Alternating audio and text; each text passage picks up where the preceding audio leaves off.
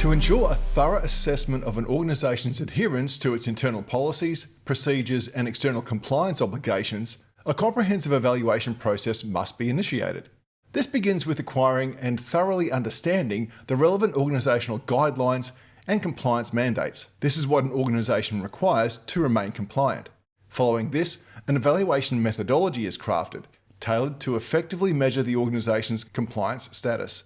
An evaluation plan is then meticulously prepared, outlining the specific criteria to be evaluated and the data that needs to be collected for a holistic analysis. Before proceeding with the evaluation, this plan is presented to the key stakeholders within the organisation to secure endorsement, ensuring that the evaluation aligns with the organisation's objectives and has the necessary support for successful implementation.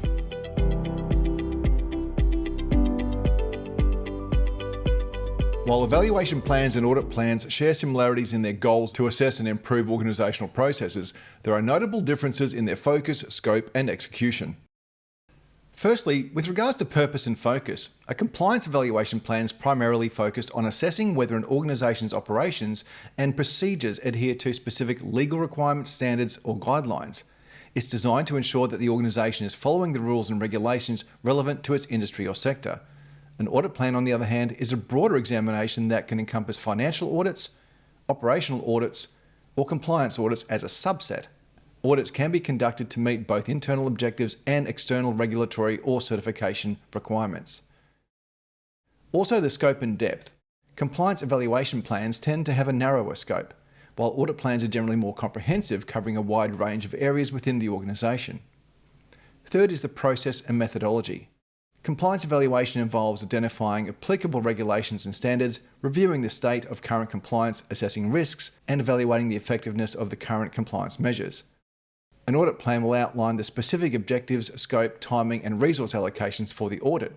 So it includes specific detailed steps for assessing the accuracy of, say, financial statements for efficacy and internal control, and compliance with laws and regulations where applicable. Fourthly, outcomes and action. Outcomes of a compliance evaluation are usually a report that identifies gaps and provides recommendations. Now, whilst the audit does do the same thing, often it is tied to a specific national regulatory standard or international standard. Finally, the regularity and scheduling. Compliance evaluations are often conducted on a regular basis, whereas audits typically are scheduled annually or as required by statutory obligations.